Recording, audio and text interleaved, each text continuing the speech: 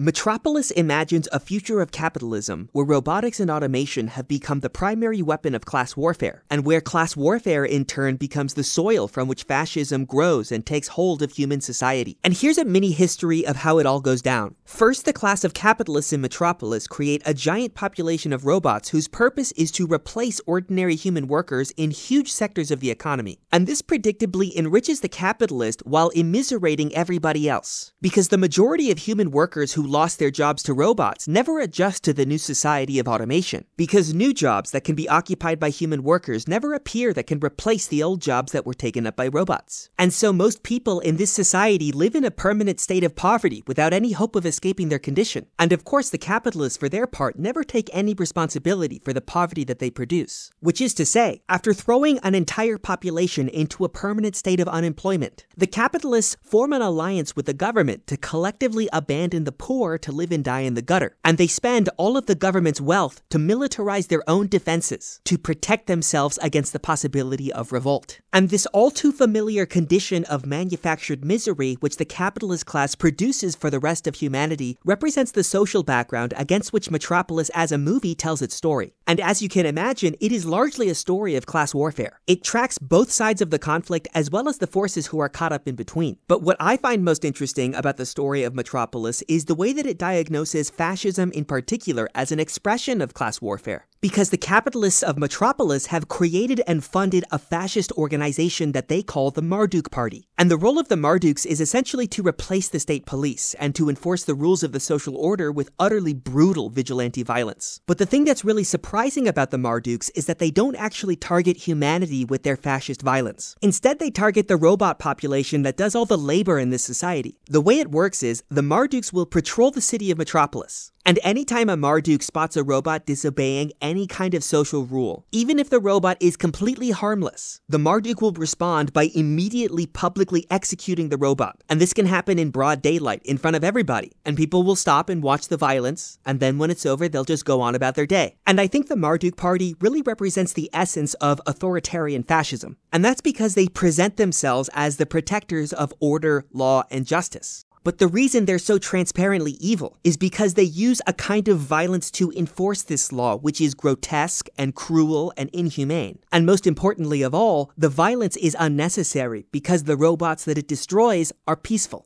But it's actually kind of tricky to understand why the Marduk Party targets robots with their violence at all, given that they're also the fascist arm of the capitalist class. You'd think that the Marduks' anti-robot violence would serve capital because the capitalists are the ones who fund and organize their mission. But the thing is, the robots of this society are actually allies of the capitalist class, at least from the capitalist point of view. Because you have to remember, the power and wealth of the capitalists is premised entirely on their ability to use robots to replace the ordinary human worker. And so the robots are like the capitalists' primary weapon and ally in their endless quest to immiserate and impoverish the rest of humanity. And from this point of view, it looks like the true enemy of the capitalist isn't the robot so much as the ordinary human beings whose poverty the capitalist manufactures every day. And for precisely this reason, if the capitalists gave rise to a fascist party like the Marduk Party, you might expect them to police the massive class of the permanently unemployed in order to suppress any unrest and rebellion. But that's actually not how the Marduk Party functions at all.